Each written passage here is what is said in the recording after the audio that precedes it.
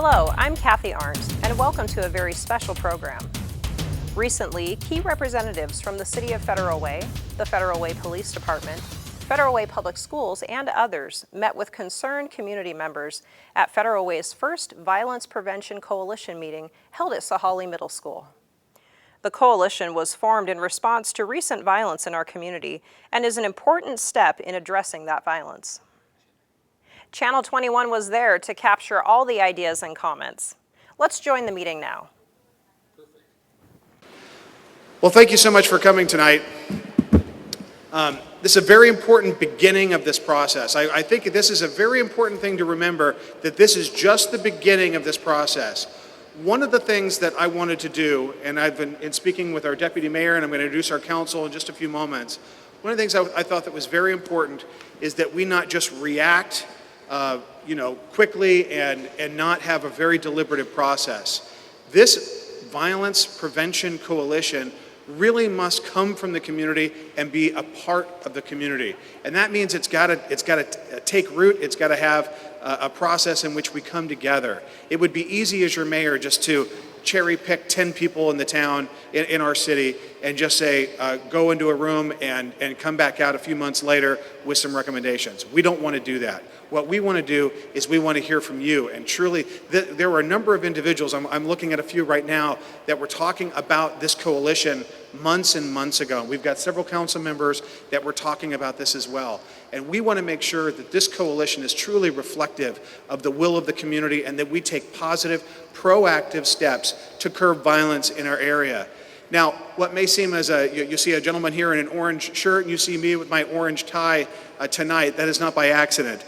Tonight, ironically, happens to be National Gun Violence Awareness Day. It's a national program that has taken root, that President Obama signed a declaration today, or a proclamation, and it's a program. In fact, if you go and look at this, it's something that's been started in Chicago after a recent spate of shootings in that community, and has really taken root and spread throughout the country. And I'm sure obviously Chicago is experiencing some of the worst violence in their inner city in its history, particularly this year. So I think that there are certain things that we can really learn from that group, and when we finally get the final violence prevention coalition group together, the official members, and then the outer group as well, then I think we will want to really coordinate with that group as well. I'll talk more about that process and how we really see that coordinating, and about what our program looks like tonight. But first, let's talk with our council partners. I'd like to introduce our Deputy Mayor, Jean Burbidge. Let's give her a big round of applause. We've got Councilmember Asefa Dawson, Lydia Asefa Dawson. Councilmember Susan Honda. Councilmember Kelly Maloney. Councilmember Deanie Duclos. And Councilmember Mark Kopang. Let me just start by saying, and I think everybody in this room feels the same way, that we are going to refuse to allow the actions of a few people and these violent crimes to define us as a community. That is not going to happen. That's why we're here today. We've got a great program today, but I do want to focus about what we're going to do tonight, and let us talk about the program. If you've got a pen and paper with you, this is a very important part. Part of this initial meeting as well is to get your feedback for ideas, idea generation that we're going to talk about. So if you can write down, this is the Violence Prevention, VPC@cityoffederalway.com. Send your feedback to that. That's VPC@cityoffederalway.com. So I've introduced the council. We've got our police chief, Andy Wong, here, who's going to be speaking. Let's talk about what tonight is going to hold for us. We're going to have an update from our chief of police, Andy Wong. Then we're going to have an update from our Safe City Program crime analyst and crime prevention program coordinator, Michelle Roy, and Michelle's over there. We're going to be hearing from Dr. Tammy Campbell. Tammy, can you, let's give Tammy a big round of applause. Thank you so much. Dr. Campbell's been a huge, a great partner in this process, and we're so looking forward to having her here. And we do have some school board members as well. We've got School Board Director and President Jeffrey McAnally, and School Board Member Liz Drake. Thank you, Liz, for being here. And I cannot underscore how important the school district is in all of this. And we really appreciate Dr. Campbell and Jeffrey for their participation in the planning meeting for this first meeting. I'd also like to thank Councilmember Kelly Maloney. I got your name right this time. Councilmember Kelly Maloney, who was part of that process and who's been part of this. You know, Kelly actually, Councilmember Maloney, actually brought together the first core group of people that have been talking about this coalition. For, like I said, for months at a time. And really, I think we are grateful for that activism and the steps where we are right now. So we're going to hear from Dr. Campbell. Then we're going to talk about what does this look like. And Dr. Campbell said something, we were just talking the other day, and I want to share it with you. I was just sharing it with Kelly, but as we were walking in, is that when I think, you know, there's always concern in a community when you have something like this and when you get a committee together that it's just going to be a really small group and that this small group is not going to be representative of the community. I think Dr. Campbell said something very intuitive, that I want you to think about this group like an accordion. There's going to be times like tonight in which we come up together in a community, and there's going to be a lot of us. There's also going to be times together where we're going to get together in the smaller committee and we're going to have idea generation and really where we roll up our sleeves and do some of the work. And then we're going to come back out to the larger group as well. And so you'll see that process come back and forth. And I think you're going to have a very productive process, but also one that's representative of the entire community as well. So we'll talk about how the steering committee is going to operate, how that is going to get selected, and when they're going to start meeting. We're going to talk about idea generation, and that's why the microphone is there. And we've got some questions we're going to work through. And then we're going to talk about feedback process. The most important thing that we can get from you today is your commitment to be involved. That's what the contact sheets are for. That's what your information is for. Remember, how many people got emails from me about this meeting? That's because you provided those comments and we were able to immediately get that information out to you. And information is absolutely critical to make sure that this community conversation is ongoing. The other thing is ideas. We need these ideas on how we're going to move forward. And so it's going to be a very, very fruitful process that we can work together. And so when we come down to the idea generation part of this, you guys, what we're going to do is we're going to pause the meeting for probably about 5 or 10 minutes, have you talk amongst yourself, and then let's try to really come up with some ideas that the VPC coalition, and you should all consider yourselves part of the VPC coalition, where we can come up with these ideas and start moving in that particular direction. Okay, and then obviously we'll talk about the feedback process. Okay, so at this time, what I'll do is I'll invite our Chief of Police, Andy Wong. Let's give the Chief a big round of applause. Thank you.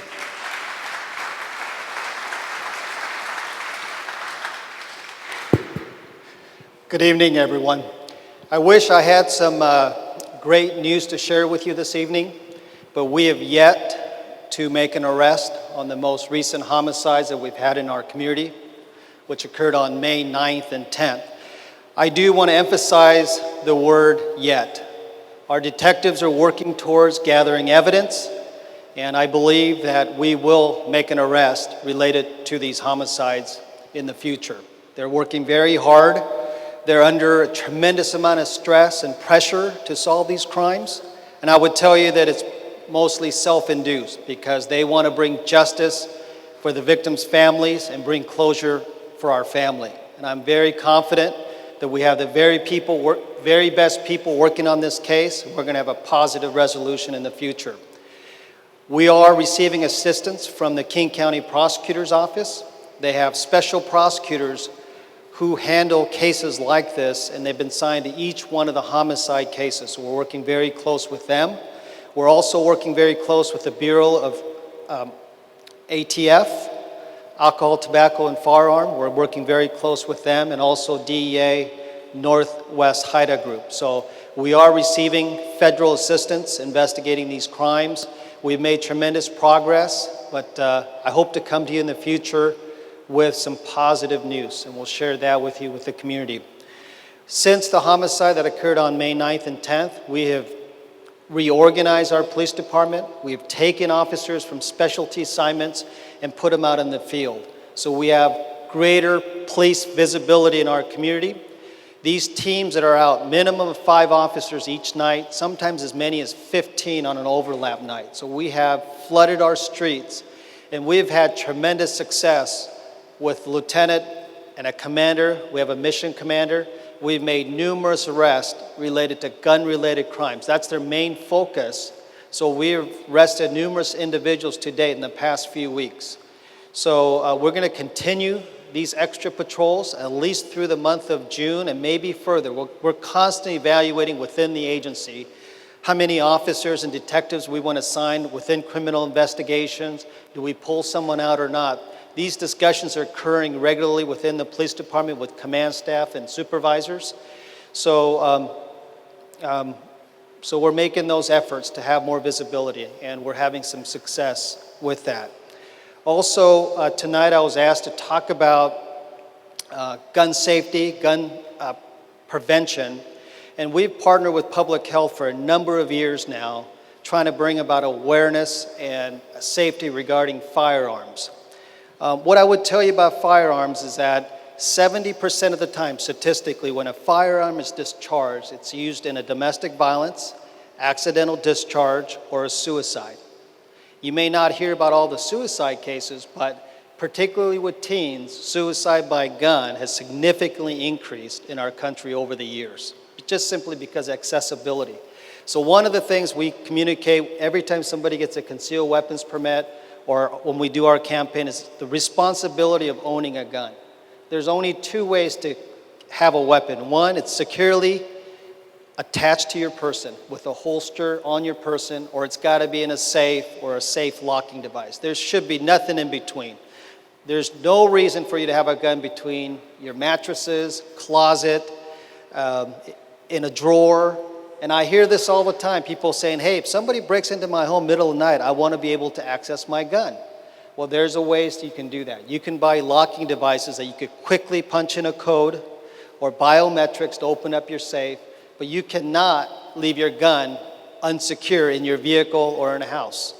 Because a lot of the guns with the active shooter cases in America, terrorism threat, and just crime in general, people are buying guns more than ever before. Well, a lot of times people are not securing their weapon and they're falling into the hands of wrong people. So that's one message I wanted to share with you. Gun has to be either locked up or it has to be on your person. There should be nothing in between, and that's how we train our police officers as well. That's just firearm rule 101. And lastly, I was also asked to talk about firearm gun buyback program.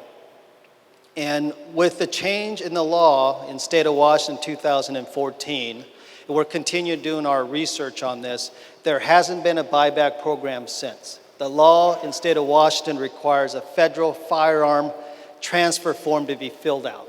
That requires obtaining information from the other party.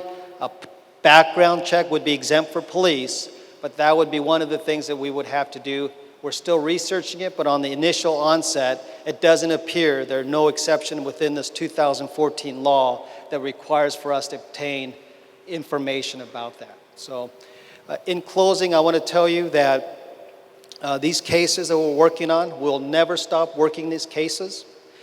We have challenges with these cases, but we're working through it, and we're very optimistic that I have confidence in our people that they're going to find a positive resolution with these cases. So thank you very much.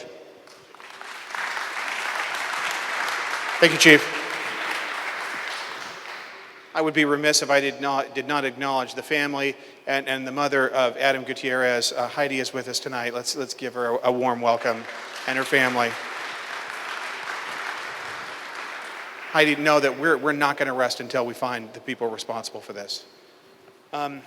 Okay, the other thing is actually speaking about, I was actually just having a conversation with Dan Satterberg, the King County prosecutor, just last Thursday, and he actually said in regard to gun safety and that issue that the chief was just talking about, many of the homicides that have been used, at least 3 out of the 5 juvenile-related homicides in King County this year were stolen firearms. And so juveniles have gotten a hold of a stolen firearm and then used it. One just was the one up in Des Moines just recently, just a few weeks ago. And that's why securing those firearms is so absolutely important. All right, and now we're going to hear from Michelle Roy, our crime analyst and crime prevention program coordinator. So Michelle, come on up.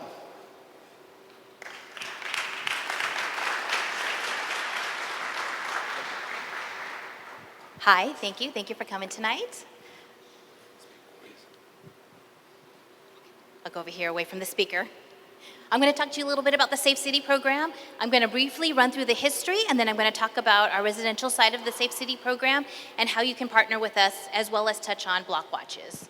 So, don't worry, I'm not going to read all these words on the slide, but I just kind of want you to know that Safe City program is a product of Target and Blue. So back, in 2004, they came up with a program across the nation that police departments can apply for grants for these Safe City programs.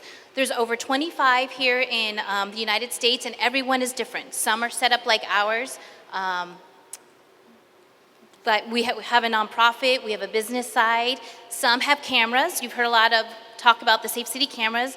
And then what we feel is our biggest success is our website. And so originally this was part of, we did it with businesses, we started with the chamber, our council and our leaders in Federal Way agreed to the cameras and the website, put money towards it, and so we've had great successes. It was so successful we brought it to our law enforcement for our police department, and we share information that way. So when an incident happens, we can share it with everyone, and then we can blog or make comments about what additional tips that we're looking for if we found a suspect, that sort of thing. And so we had it for business for quite a few years, and then back in 2011, we had a really big residential burglary problem in our Twin Lakes area. And so we were having all these email discussions back and forth and just trying to keep all the information organized. And so our Commander Norman, who thinks out of the box, thought, hey, why don't we use our Safe City website and have members of Twin Lakes join, and we can all blog about the different information about suspicious people at mailboxes, casing the area, and everyone can be informed about what's going on in that community. And this is the first we've heard of in the United States, and as far as I know, I haven't heard of any other police department that is using this specific program. There are other programs out there like Nextdoor.com and a lot of Facebook groups, but as far as I know, this is the first one where police have created it and invited the community to join. And so Twin Lakes is one of our larger communities and actually has paid staff. So one of their admin assistants agreed to approve everyone. In our business model, I vetted out everyone who joined the Safe City program.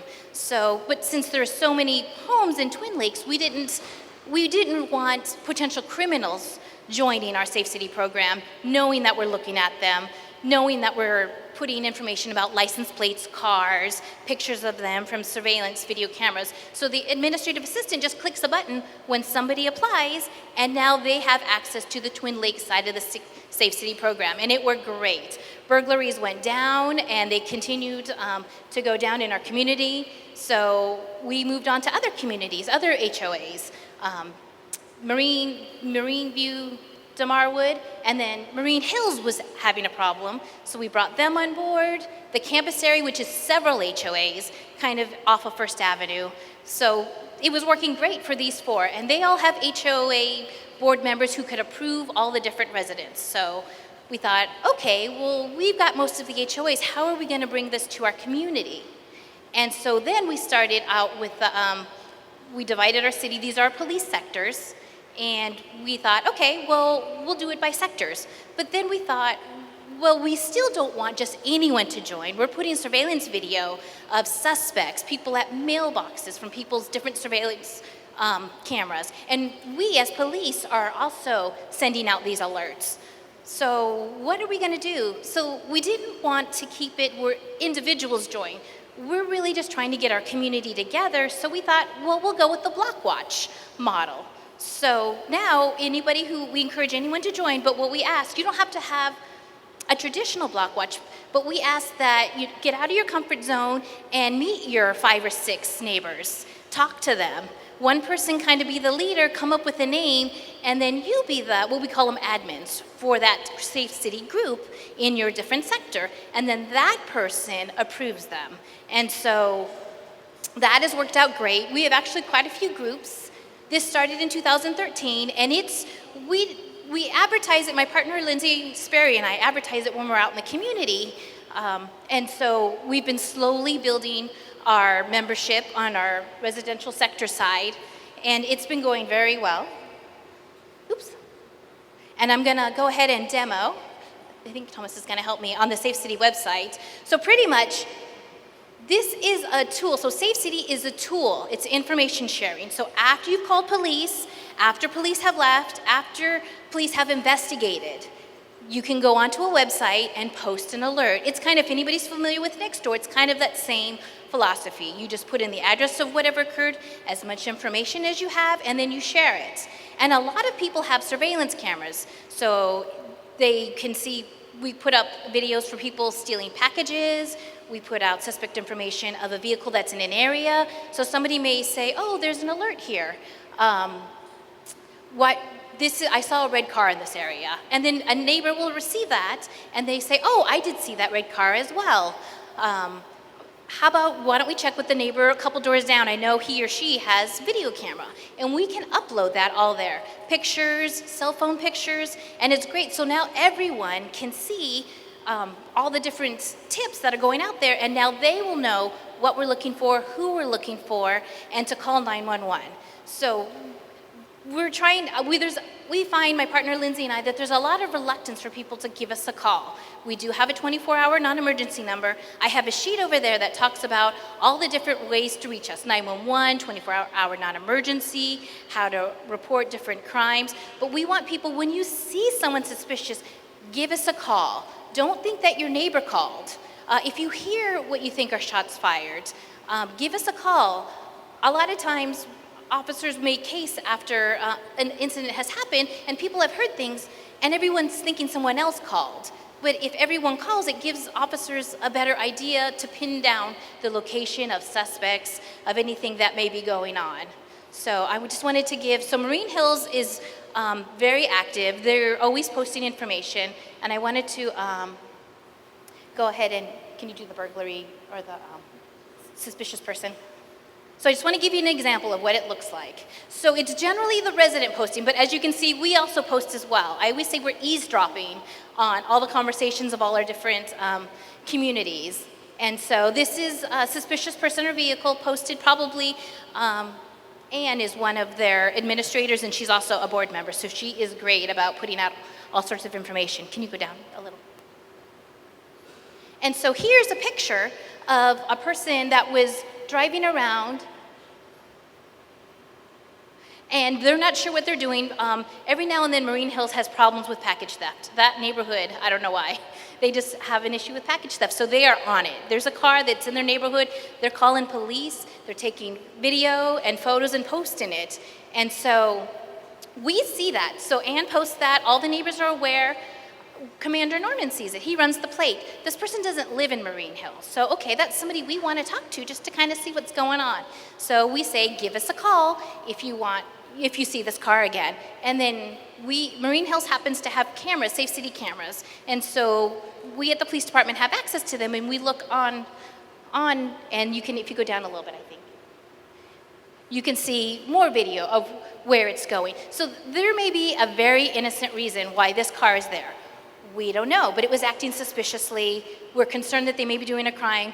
Just calling 911 with that information, that gives officers enough information that if they see that car, they can pull them over. Generally speaking, as you're driving around, unless you're making some sort of traffic infraction, officers just can't pull you over at will. You have to be doing something wrong. But if somebody sees you behaving suspiciously, like driving up to mailboxes or what it appears to be casing behavior, officers can pull you over and just nicely say, hi, how are you? What are you doing in the neighborhood? How can I help you? And maybe they're visiting friends. Okay, great, have a great day. And off they go. Or maybe they're a criminal who has a warrant, and now so we're gonna arrest them. Maybe they have a history of burglarizing or stealing mail or drug abuse or that sort of thing. And so it's just great information sharing. Block watches, so we went with that block watch model for persons to join Safe City, and it doesn't have to be a regimented one, but if you do want a more formal block watch, we definitely encourage it. Just getting to know all your neighbors will reduce crime in your neighborhood. Sharing, getting out of your comfort zone, sharing your email address, sharing your cell phone number. If you're going out of town, have a trusted neighbor that you can have help keep an eye out. So if something does happen while you're gone, we'll go house to house and they'll say, oh, they're in Hawaii. Here's their number. I'll call them. You can call them. And we can all just keep an eye out for one another. With the Safe City model, as we were setting up these residential groups, a lot of the homeowners were very reluctant to share their cell phone addresses, their email addresses, but that's pretty anonymous information for the most part. So we say get out of your comfort zone, get to know your neighbors. They know your habits. Even if you don't talk to your neighbors, they know your habits. They generally know when you're home. They generally know when you're at work. And if they see somebody pull up and start loading your TV into the back of a car, I hope that they would give a call and to police and to you and email a text or something to say, hey, did you sell your TV? Because it's going out this car right now and they're pulling out. So, I have lots of information over there about calling 911, joining Safe City, forming a block watch. Come over and see me at the end. Thank you. Thank you, Michelle. Now, for our next speaker, Dr. Tammy Campbell, she brings over 18 years of experience as an educator, principal, executive director of teaching and learning, and executive director of instructional programs. Her experience includes a leadership role at the University of Washington Center for Educational Leadership, and we are fortunate to have her as our Federal Way Public Schools superintendent. Thank you, Doctor. Thank you. Thank you. Good evening, everyone. Now, first of all, I just want to thank you for being here this evening because I think it speaks to your commitment to our city. So thank you. When you think about the role schools play in all of this, I think the most important thing is to remember what is our core work. And the core work of schools is around learning. We're the organization that's teaching and helping students to learn within an environment that's safe. So I want to share with you just a few highlights of what we're doing in the district and what we're starting in the district that I think continues to enhance the level of learning that's happening in the organization, but also enhances the safety that's happening within the schools. I also want to remind us, and I think the piece that the mayor mentioned early on, students and young people take our cues. When we're panicked and frantic, they pick up on that. And I just think it's important that we project that this is a time of calm, that although we may not have all the answers, that it's important that we operate with hope and positivity because our kids pick up on that and it adds stress. And so that's one important message that I want all of us to take away. In Federal Way Public Schools, we've just finished strategic planning, and that strategic plan has 5 goals in it. And those goals will really frame up, it's the roadmap for improvement that's happening in Federal Way. And what I want to do is highlight for you some of the things that you will be hearing about and some of the things that we've initiated this year that I think enhances the safety within the organization. Before I do that, I really want to acknowledge my partners in this work, 2 of my board members, Liz Drake and Jeffrey McAnalloy. And we have really coalesced as a team, and we understand it's the power of the team, putting everything else aside and focusing on our kids. So we have 5 goals, and this plan is right here. I thought about sharing it with you, but how I'd get it out, I don't know, but you'll be seeing this. In the next 3 or 4 months, I bet you, all of you will be able to say what some of these goals are. We're going to focus on goal 2 at the district level. That means every school has to have this goal, and I'll read for you what goal 2 says. Whole child, thriving, confident, responsible individuals. And if you were to read the details, it says every student scholar will be empowered and prepared to develop personal responsibility in order to be positive, productive member of society. And we have 6 metrics that we're going to measure and hold schools accountable for and support schools so they accomplish those goals. I'm not going to read all of them, but I'm going to highlight some of the things that are in the plan and some of the things that are not in the plan. One of the first things that we're going to be doing for the 16-17 school year is we're going to ensure that every school has a counselor. Right now, that does not the case, but with our new budget, we will be ensuring that every school has a counselor. So as students, especially at the elementary grades, as they feel struggles, they're worried, they have someone to go to and talk to. We're also adding assistant principals over the next 2 years at all of our elementary schools. That means that there's another leader in the building who can support teachers and support the classroom in ensuring our environment is a very highly effective learning environment where student safety is at the forefront. We'll be focusing in Goal 2 on attendance next year, and probably for a while. And this isn't just in Federal Way, but if you were to look at the whole roadmap region, all of our districts are struggling with something called chronic absenteeism. Well, if students aren't at school, where are they?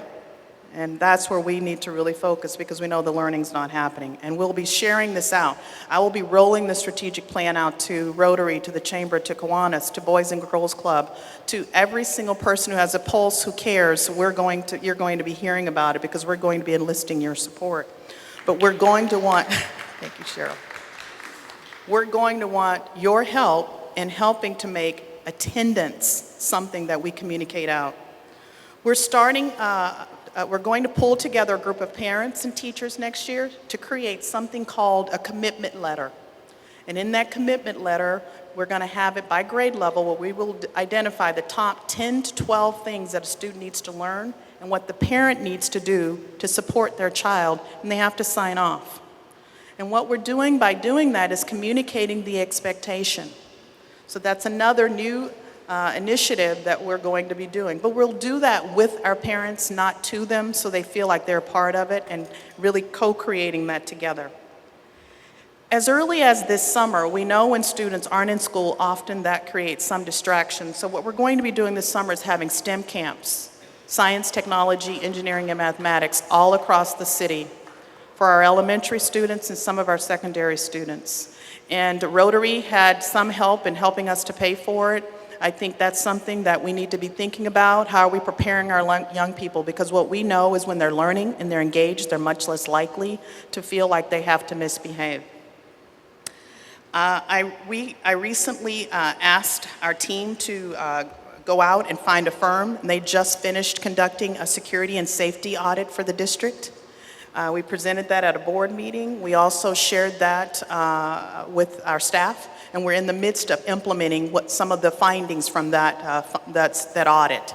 One of the things that it required is for us to move from a manager of safety and security to a director of safety and security.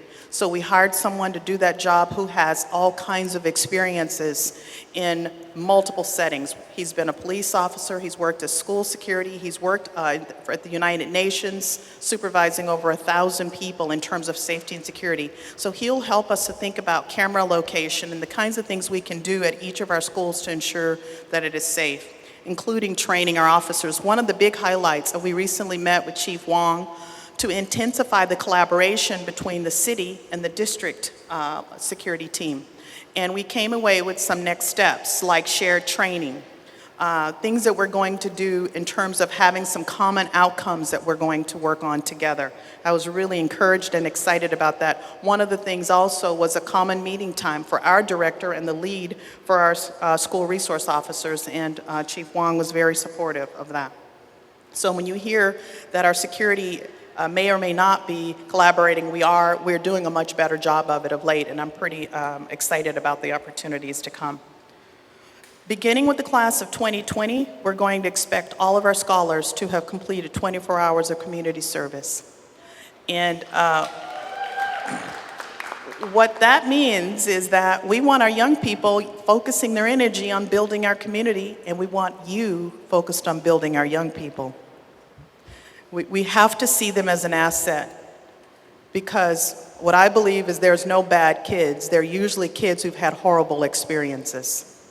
All you got to do is go to a nursery and see them all there together. They're all there with the same potential, but through their experiences, things happen. And so we are going to want organizations to step up and say, we'd be willing to have some students do some community service here. And that's another way that I think you channel that energy in a positive way. I hope you hear us talk about proactive things, because we cannot react our way out of this. We've got to be thinking about this on the front end and the back end. And that's really going to be the way that I think we have sustainable change. We're also going to be starting our own in-house mentoring program where we will target 2 or 3 schools to intensify the number of adults that are in these schools. Now, this does not replace the incredible work that's happening with communities and schools. And what I love about Tracy, she says, bring them on, we need more. Tracy, if I'm wrong, I think we have almost 200 mentors, is that right? Yep. I think when I was in Renton, a district that's probably 5,000 or 6,000 less, we probably had about 300 or 400. We could have more mentors. Every child is one caring adult away from success. So you're going to hear more about how you can either sign up with communities and schools or with us to mentor and walk a child until they cross that graduation aisle, grabbing their diploma. One other important data point that we've not collected that we're going to start collecting as early as next year, we're going to do a student perception survey about safety. We're going to ask our young people at every grade level that we can assess, how do they feel? Do they feel safe? And that'll be a metric by which we'll measure the effectiveness of a school, because we believe student voice is really important. And one of the last things that I'll share, we're going to launch, because Goal 2 is our goal. It's beginning in August. We're going to do training for our teachers to help them to understand how to work with students who have trauma, because there's a skill to that, and we're finding a lot of our kids are impacted by trauma. We're going to also help them with social emotional learning, how to help students to understand when they make a mistake, how to right that wrong, because for a lot of students, that really is what happens. We need to teach them how to react in those situations when they make a mistake, and to tell them, in most cases, that you're not your mistake, you learn from it. So those are just a few of the things that we're doing in Federal Way Public Schools, and we'll continue to do the work. I haven't told you everything, but I wanted to highlight it. But the things that I'm talking to you about, we're measuring these things, and each school will have goals around some of these areas. So thank you. It takes a village to do this work. We appreciate you.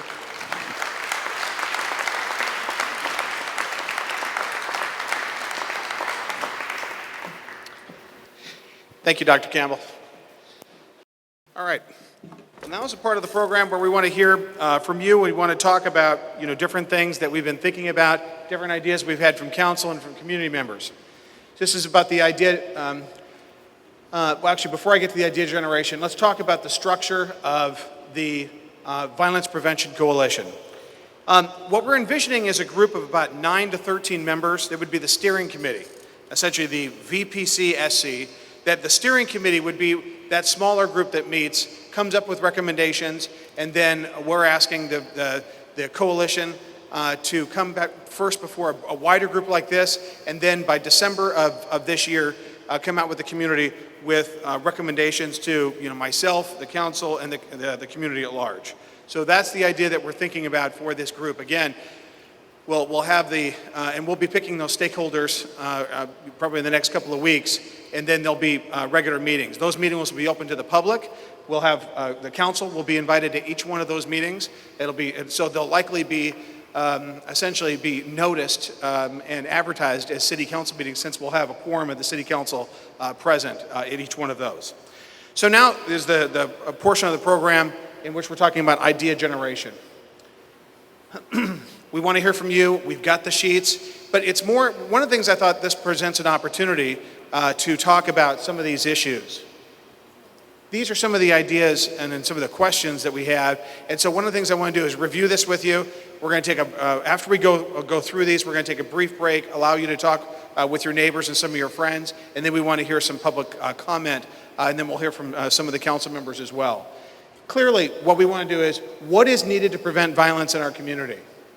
What needs to be done to support parents, children, and the community? These questions are going to be the work of the coalition. How can relationships and communication improve within the community?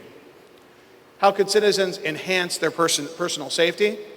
And how can community safety be, how can the overall community safety be enhanced? The appointments, part of the important part of this evening was to outline where we're going, and then the appointments for the coalition will be made within the next several weeks. With that being said, who would like to come up and speak? We've got a microphone here. Come on up. Just to identify yourself for the record, please. So one of the things that we were talking Can you talk into the microphone? So one of the things we were talking about in our group up here is doing like a late night for our teens from middle school through high school. I think that it's important for us to find those connections and have an area, something like this, that would provide events, just like basketball, something that these kids can come to that is a safe in the evenings, once a week, like on a Saturday, but to make it an event that is free. So to find connections in our organizations that will help bring in food or the cost of putting this building open late. That's right. And to allow all of our low-income students to be a part of it. And then to also find transportation, because I know a lot of these students may not have that, to find those connections. Several people in the community have been talking about we need to get, especially as summer comes, young people involved in activities and not just have all this unstructured time, and to have them, a place where they can go and a place where it's supervised and well lit. So I think that's an excellent idea. That's one of the things. That's one of the areas that when we're working on, when we make the appointments for the coalition, that's one of the items that we're going to have, right on the agenda. Hi, I'm Sarah Carberry. I think the biggest issue that we have isn't that we don't have the resources, it's bringing light to the resources that we already have. Because we have amazing resources here in the city, and a lot of people aren't familiar with the resources. One thing that I've seen work tremendously, and I don't know how many people know of this, but there's a Facebook page called Buy Nothing Federal Way. Buy Nothing Federal Way. And they come together on there all the time. If we could find something that's just a federal way, buy nothing, and even take that same idea and bring people to the community. I mean, they have people on there that are like, oh, I don't get paid for another day, but I need milk. Can someone give me a gallon of milk for a day? And it happens, like within minutes. So I think that if we can bring more light to what the people need and get those resources to them, Facebook's a great way to do it because most of us are on there. Also just awareness, like we have the different resource, like I think the volunteer hours for the school district is amazing. We always did that. For me growing up, we had to do, our senior project was a certain amount of hours. I was asking local seniors about that this year, and they said, no, we don't have anything like that. So I think that's amazing, and that's going to work. It's going to get kids involved. There's a lot of things that we can get kids pulled into, and they're going to have more pride about the city as well if they know they took a part in it. And then just using the different types of social media, whether it's Snapchat, go where the people are, go where the kids are, because if they see us there as a presence, they're going to be more apt to get involved as well. So Snapchat, Twitter, Facebook, even Instagram, just having the outlets there that the kids are using. So I think that's big. Great. And what was your name again? Sarah Carberry. Thank you, Sarah. Thank you. Thank you, Mayor Farrell. My question is, do you plan on having youth voice in this coalition work? I mean, this is a room full of adults trying to figure out how we're going to support our youth. I think we should ask our youth. Yeah. It's, Tracy, a really, really important part of that. I think we want to make sure, because we're talking about activities for youth, we need to make sure that they've got a seat at the table as well. Hi, my name's Miles Drake. I've got a sort of idea, but I'll put it in a question, but I'll put it in the forward idea. And the idea would be if, to think about how with the Federal Way School District has got a really clear strategic plan with goals and outcomes and metrics. My idea would be that the council and the mayor have something like that which integrates the wide range of things that have to come together to make this happen.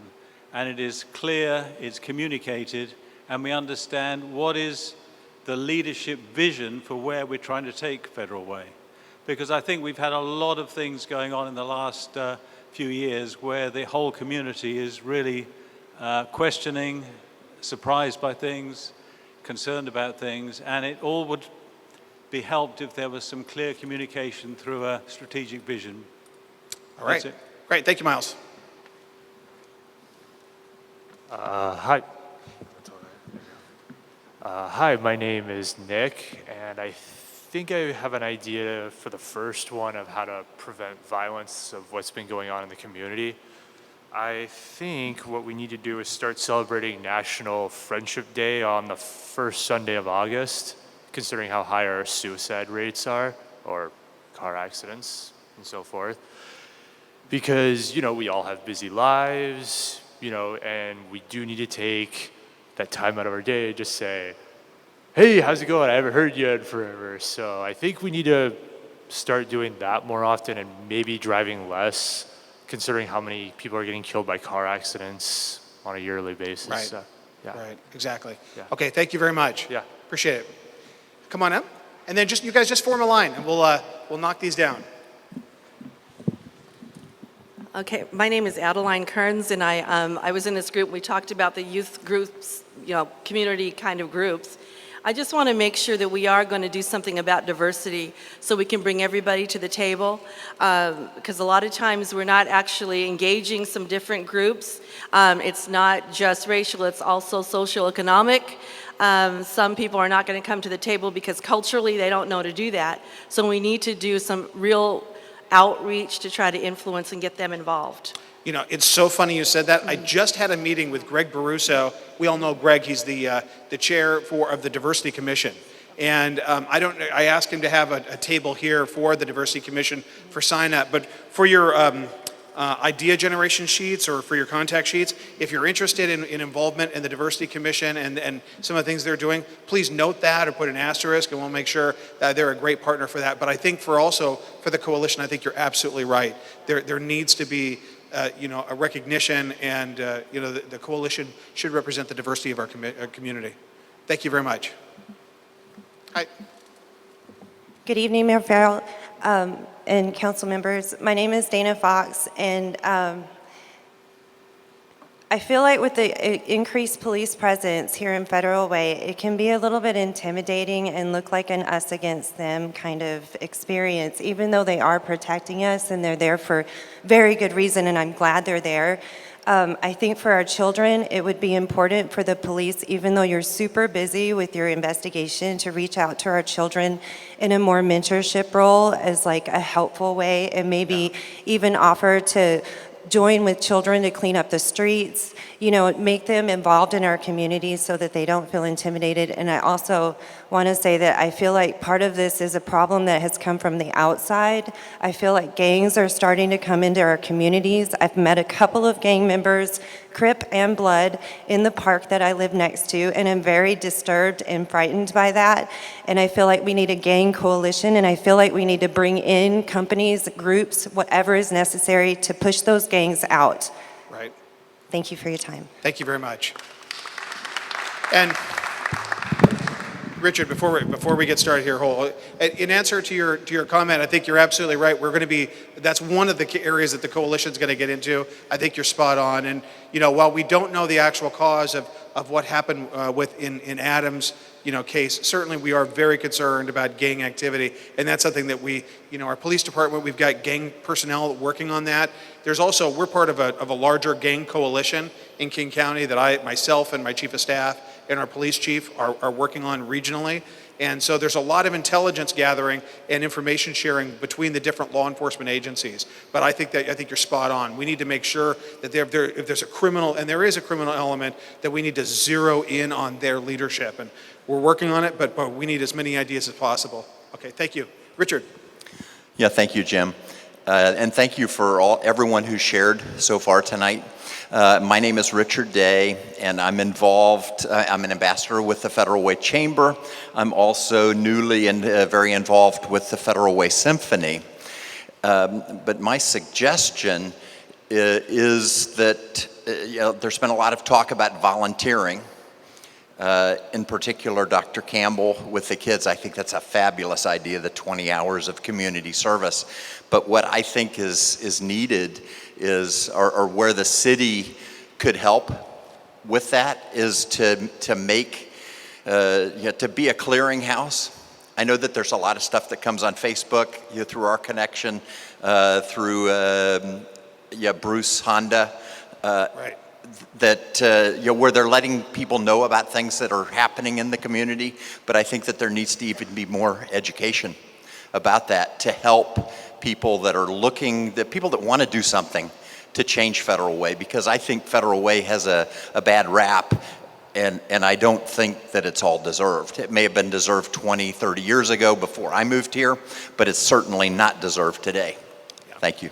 I agree with that, Richard. We've got a wonderful community. It's one of the things I said when these crimes occurred, and they occurred, really within a span of more like 36 hours. I mean, they just happened, one on top of the other. And the really unfortunate thing is it casts Federal Way in a light that I don't think is representative where we are. We do have issues that obviously they're working on. Violent crime is something that we need to work on. Violent crime is something that's really happening all over the county, but we need to make sure that part of this is to make sure that we get the good word out about all of the amazing things that we're doing in this community and what we have. But part of this is we can't just be cheerleaders either. Where we do have issues, we need to zero in and make sure that we address that criminal element. Thank you very much, Richard. Hi. Hi.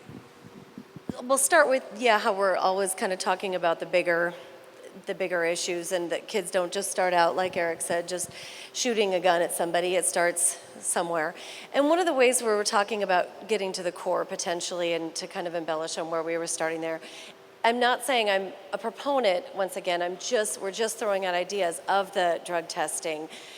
Giving kids, like particularly athletes or those involved in different clubs, choir, band, whatever, kids who want an excuse to say no, I sound corny, but to be like, man, I'll be dead if I get caught or whatever, if I test positive, I can't. And so if you get a few kids on every single team who could be leaders, and if we give them an excuse to not do it, I'm sure drug testing has huge legal ramifications, cost, I'm sure it's a big thing, but it's just another idea we're throwing out. Dr. Campbell, did you want to say something real quick? And hold on. I hope you hear that we know that there's a component of this that is school-based. I would just hate for us to so quickly hone in on our young people as the sole source of this problem, because this is a complex problem. This is about adults, this is about opportunities, this is a complex issue. And if we just narrow in too quickly, we could miss something here. And so that's my only caution. I just hear a lot about young people and students when maybe it's bigger than that, and I worry, I really worry about that, and I want to push on that we probably should be thinking about the adults that are in our city and how are they interacting with their children, what's happening after school hours, and where are those guns coming from. I think those are larger conversations, and we need to be careful not to go real quick to what our kids are doing on football teams and things like that. Thank you, Tammy. It's a complicated issue, and it's interesting when you push on one side of the balloon, it kind of, so there are a lot of different facets to it, but we'll definitely be part of it as well. Okay, please. Hi there again. This is becoming a regular occurrence. I just wanted to share tonight one idea that I think might be helpful in our community is neighborhood policing.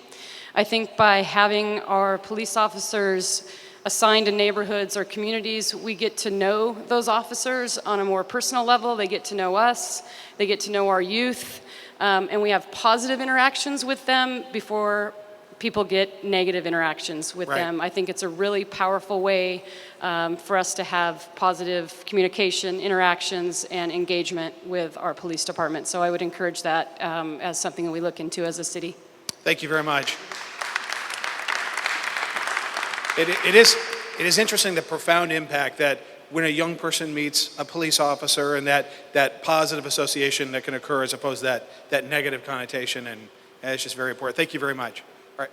Hi. Hi. I'm Anne-Marie Tennyson, and I live in this city, and I have for many years. I want to say that I was hoping that tonight we would have an opportunity to break down into small groups and actually talk to each other, because I feel like fear separates people. And I feel like I went to the City Hall meeting, and I understand that people are afraid, but I think people are afraid of what they don't know. And as we've become more connected with electronics, I feel like we've disconnected from each other as human beings. And I don't think the answer is sitting in an auditorium next to each other and just, in order to generate ideas, we have to talk to each other. We have to get to know our neighbors. We have to get to know the kids in our neighborhood. We have to realize that addiction reaches all ages of people, that we know that addiction starts at home. And if we start addressing all of it, it's not going to be helpful for us to sit here and point fingers at each other and say it's the Section 8 people, it's all of us. This is our community. And if we're going to take back our community and we're going to own it, we own the good and the bad, and we talk to each other. And we generate ideas and we listen to each other. And if we disagree, we can do it in a respectful way. We have to be models to our youth. Yeah. I work in the schools. You have to, if you want children to respect you, you have to respect them. And we have to hold ourselves to the same standards that we are asking our youths to hold themselves accountable to. So I came here because I'm committed to this community and I'm committed to making a difference, and I want to get to know my neighbors and the other people who care. There are a lot of people who want to make a difference, and that means getting us together in small groups so that we can generate ideas and that we can know who the people in the community are, as well as the resources. I know. You know what's so funny is we were having a big debate at the office about roundtables or this kind of seating, and we were kind of going around that. One of the things that we built into the agenda was a time for people to kind of mill around, and that's why we've got the tables in the back. So what I would encourage you to do when the meeting's over, you guys, is let's have the sort of organic conversations, get to know your neighbors.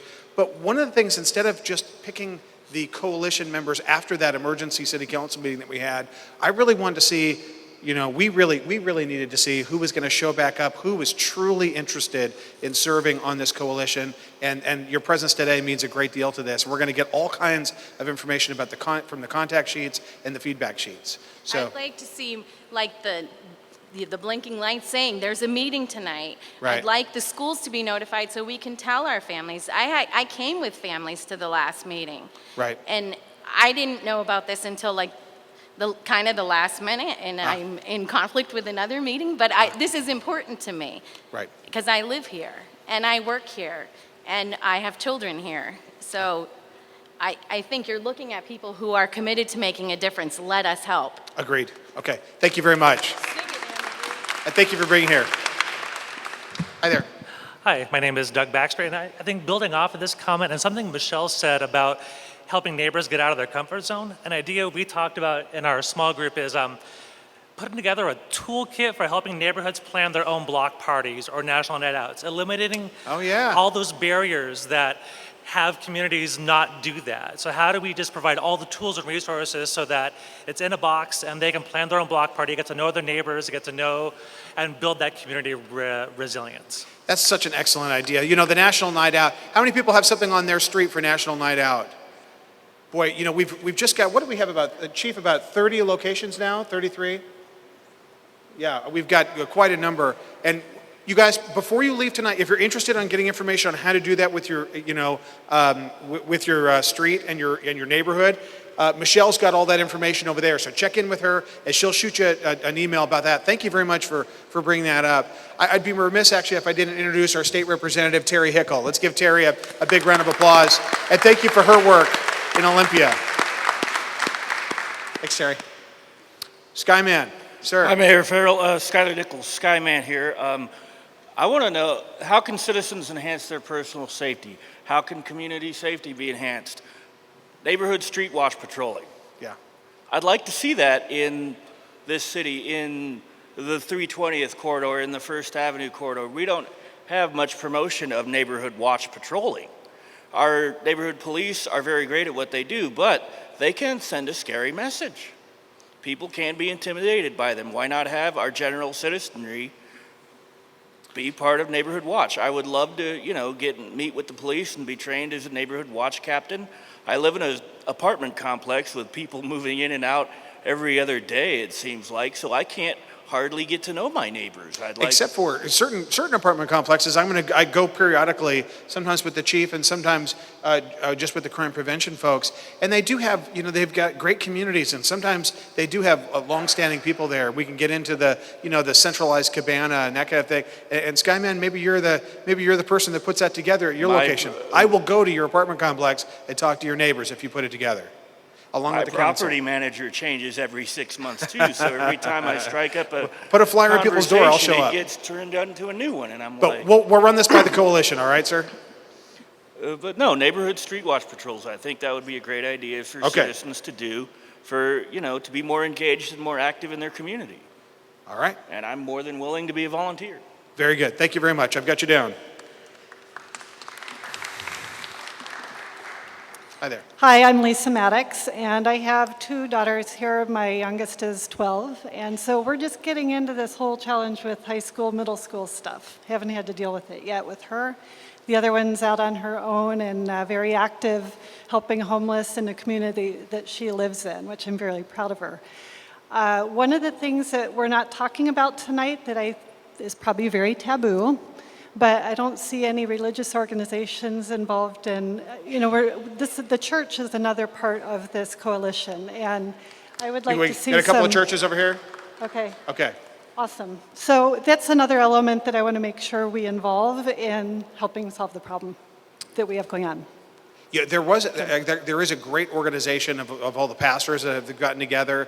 I think Dan Larson was one of those individuals, and we're going to be reaching out to he and his group to make sure that we get, the representation, a full-fledged representation. But I think that's a great idea as well. Excellent. All right. Okay, thank you.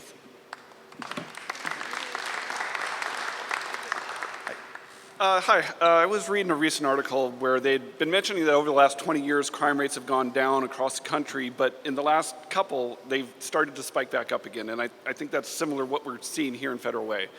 The author of the article attributed it to the Ferguson effect. Can you scoot just a little bit to the...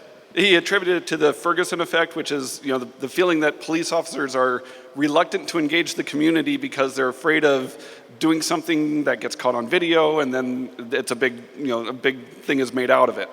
So I had a question for the police chief to find out, is that a problem with our officers here in Federal Way? Do they feel as if they have to be concerned about that, or are they comfortable getting out and talking to everyone in the community and not feeling like I don't think any of your officers would ever be reluctant to engage when needed to be, but are they feeling encouraged to be proactive and really get out there and get to know, and get involved in every little thing that needs to happen in the community? And it might be hard for you to say, because I don't know if your officers in rank and file express those concerns to you directly, but I don't know if you survey them or get feedback from them anonymously somehow to get a feeling for what's going on in their heads. Well, we don't live under a rock, so we're certainly aware of things that are occurring in other communities, what's happening in our nation. But I would tell you about Federal Way. One of the things about the Federal Way Police Department is that the support that we get from our citizens. Anytime something significant has happened, what our officers appreciate is the level of support that we get from our citizens. We feel like we have the support of the policy group, we have the support from our citizens. So some of the experiences that other communities are facing, I really don't believe that exists. But on the other hand, our officers are very aware of what's going on nationwide and so forth. So I hope that answers your question, but we're very proactive fighting crime, and these issues that are impacting other communities is not impacting our officers from doing their jobs. Something they do at my job frequently is I'm constantly getting bombarded with the SurveyMonkey website from our management, where they ask for anonymous feedback to tell them how they're doing. And I'm wondering, is that something you guys look at for your officers so that they can feel comfortable expressing their concerns and feelings without any repercussion? Do they get an opportunity to give anonymous feedback? Not just about management, but for all aspects of their job. We have done anonymous survey with our staff. When I became the police chief, we did that type of thing. But I would tell you that the key thing is it's a level of trust within the organization and the communication. And as the police chief and throughout our entire organization, we communicate and we try to support our staff, provide them the resource to do their job. Great, thank you. Great, thank you. And then we also have, Cheryl, before we get to you, we've got State Representative Linda Kochmar who's appeared. Let's give Linda a big round of applause. Thank you, Linda, for your work in Olympia. While I'm not a resident of Federal Way, I come in here and I shop. I'm involved in the community in multiple ways and kind of think somewhere along the way that we're missing the boat because there's a lot of organizations in this town that meet, that get together. And what I'm kind of finding after being in a meeting probably every other day for the last 12 months, that we almost need a call to action where there's specifics to say, okay, come to City Hall, this is what you need us to do, so we're going to do it. Because if we're going to be part of the community, we have to do a job, and we need to have a job given to us. Right. So that's number one, because we have City Vision, we have Federal Way Service Club Network, we have pastoral and chaplains and rabbis and everybody that gets together, and there's enough people that are involved. But then if we go to the other flip side, there are a lot of kids that I think would be involved, but they're not known as the, oh, I'm head of student council or I'm something. I think sometimes a counselor or an adult in the school needs to walk up to them and say, hey, would you like to be a part of the solution? It changes the whole reflection, because then it's not always the same kid who's, oh, well, he's running that, he takes care of that. I was the whole student council person, and I always thought it was great to try to pull people into the group that weren't normally involved, because you get a whole nother group of people, a different mindset. You get people to understand that they're valuable when they don't know they're valuable until you remind them that they have a value. So one of the things that I just think that we are missing in this town is the leaders are always the same people come to the meetings. They're always the people that are volunteering. There are underlying leaders here. We just need to go up and ask for their help. Right. Great. Thank you, Cheryl. Mr. Bronson? My name is Lawson Bronson. I've lived here for almost 43 years. When we came here, there were probably 17 to 19,000 people.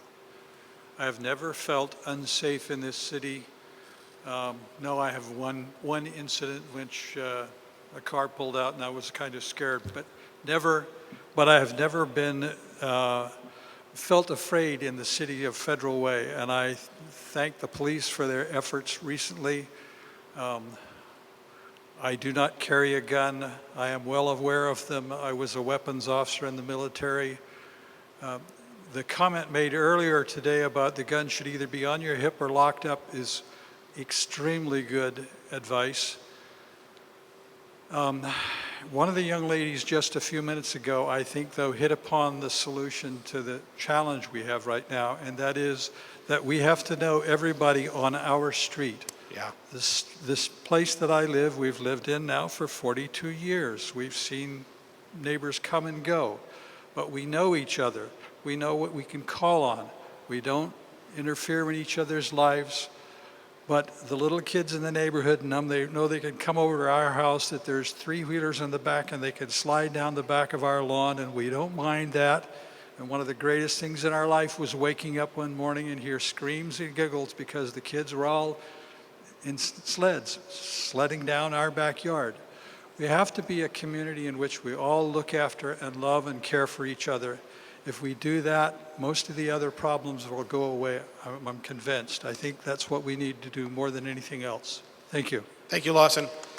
Boy, you couldn't be more right. And each neighborhood and each street goes through different transitions. And you can tell sometimes the neighborhood's looking great, and sometimes maybe not so great at how things kind of progress in your neighborhood. But I think absolutely the key thing is getting to know your neighbors. Michelle was talking about that, about reaching out. I think, right around that time, the first week in August, when there's the National Night Out, that's a great time. There are a lot of streets, in which they have, that's the time of year, right around that time, where they have the barbecue out, in a common area where the 5 or 6 or 7 houses in the area can get together. Boy, that's just so invaluable to where you can really get to know your neighbors and have that kind of communication, and really make an effort when someone new moves in that you welcome them in for that same kind of information. It's just invaluable, and it's really, even on my own street, it's developed over time, and now it's just, we've got such a healthy street that we live on. It's really very productive and helpful, and we all watch out for each other. All right, please. Thank you. Hello, everyone. I'm Lena Pastars, and what I want to say is I believe we don't want to just treat the symptoms, but we would like to cure the problem.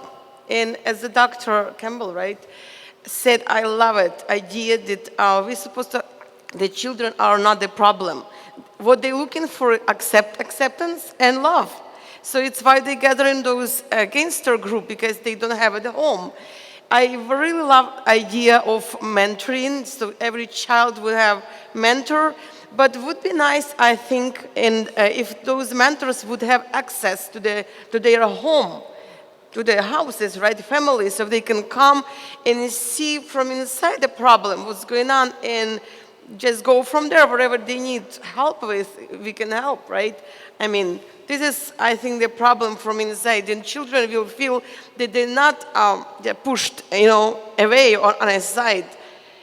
And I believe the churches as well are supposed to be like actively actually involved in this, and to mentor, consult. I used to work in Latvia I came from, and I work here too in the church by consulting. And I really have passion for youth people, for youth children. You understand me, right? I really have passion, and I believe that we need to do everything to have these children to become accepted and loved. If it's not home, at least they can feel it by community, not push. Why they stealing things from their car? Because they need to. They need to survive, right? So they go in and steal so they can have food, whatever they need to. So, thank you. Thank you very much. I hope you understood my accent. Oh, it's great. Thank you. Thank you. Is there anybody else who'd like to share any ideas?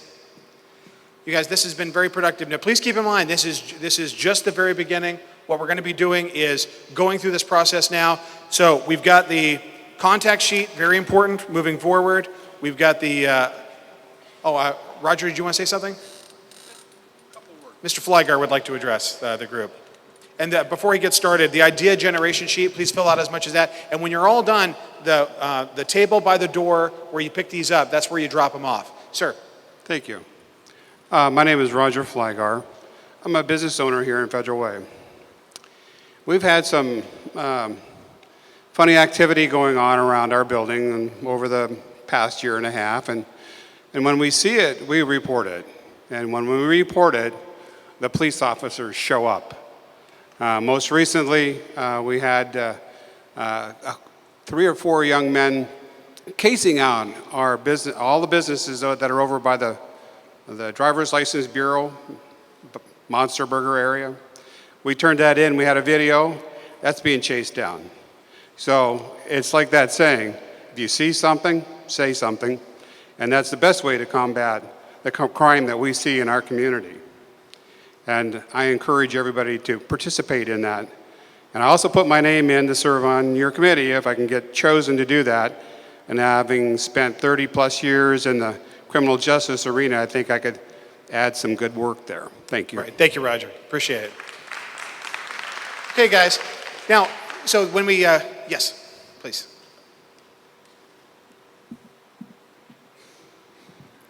So I would first like to say this is a great opportunity for the community to get involved, to share ideas and be part of the solution. My only question would be, is this the only violence prevention meeting? The reason why is I'm sure with an open invite it was hard to know who would come, how many people would come to this meeting tonight. And I'm just wondering, there might be some other community members that would need to be engaged as part of the idea generation. Yes. That this group's coming up with some great ideas, but I also think that there's more of our community, and when I look around the room, I know that there's more of our diverse community that is not here tonight. And so not sure if there's other meetings scheduled to continue that outreach to generate ideas. That's a great question. Thank you very much. We will make sure that we get this on our website, that we get, we'll put it out on social media as well, and we'll get as much impact as possible. And that this work is going to continue by the actual, the actual steering committee. Now, for the folks that just want to go through this, what we're going to do is we're going to get a lot of submissions for people to be on this 9 or 13 member group. I thought it would be really, like I said at the very beginning, it'd be really jumping ahead too far and would likely exclude certain groups. In fact, we sat in that group when we did the planning group, and we listed off just the organizations from communities in schools to the chamber to the PTA. We listed off 34 community groups before we even got to citizens. And we were aware that there were citizens as well. And so when we were thinking about how to put this initial group together, we thought, gosh, we don't want to be presumptuous and just hand pick out 10 or 12 or 13 people in our community and just plop them in a room and then have the rest of the public go, well, what happened here? We want to make that's why we're doing it the way we're doing it. But we will have representation from certain key portions of our community, certain stakeholders in certain types of groups. You heard about the faith community. We've got communities in school. We've got just different things. But what's critical is this be of the people and by the people, because ultimately it's for the people. So we got to make sure that it's truly reflective of our community. So as we were kind of walking through this, I think it does present that challenge of exactly who's going to be on that steering committee, and that's going to be decided here pretty quickly. So. But let me get the microphone.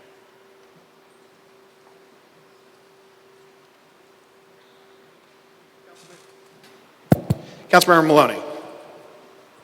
Thank you. I just wanted to take the opportunity to thank everyone for being here tonight and to let you know that I think it's really time, and thank you to the mayor, the police chief, and others on staff who put this together in such a quick fashion. But I just also wanted to say that personally, I am encouraged to see all of you here, and that what Mr.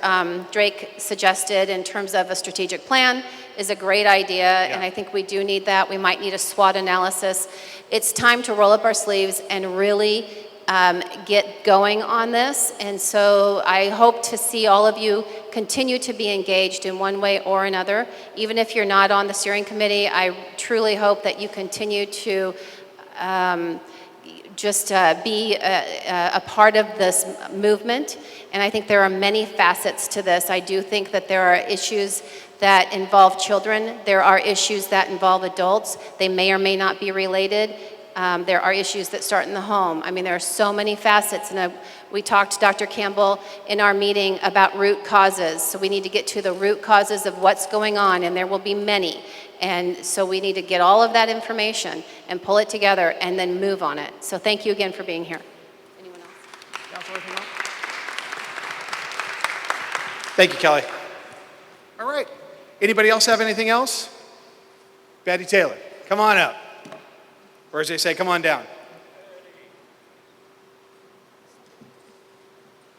So I was just, I was sitting and I was listening to everybody as everybody was talking, and I was thinking about the root causes, and I was thinking about the people who will be involved, and and somebody had mentioned how it takes a city, and it takes a village.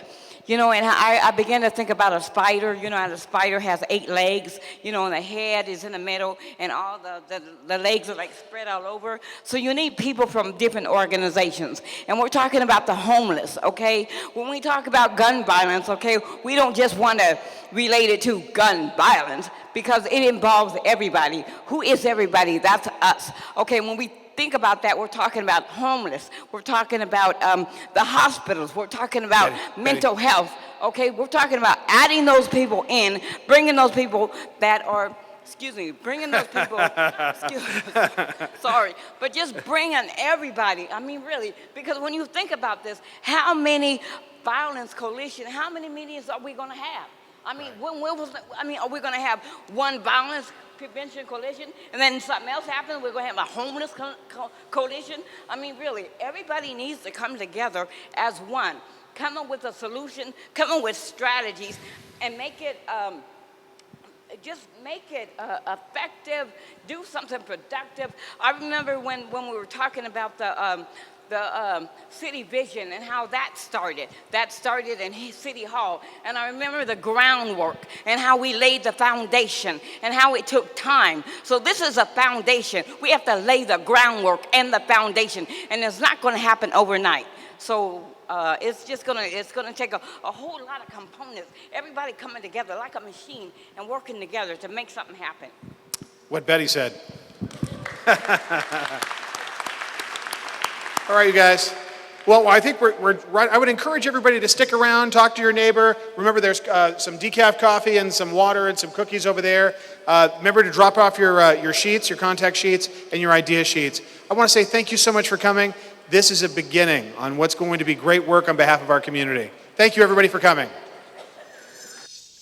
That was the first Violence Prevention Coalition meeting held recently at Sahalee Middle School. If you'd like to stay informed, share your ideas, or be a member of the coalition, contact the mayor's office. Thanks for watching Federal Way TV 21. I'm Kathy Arndt, and we'll see you next time.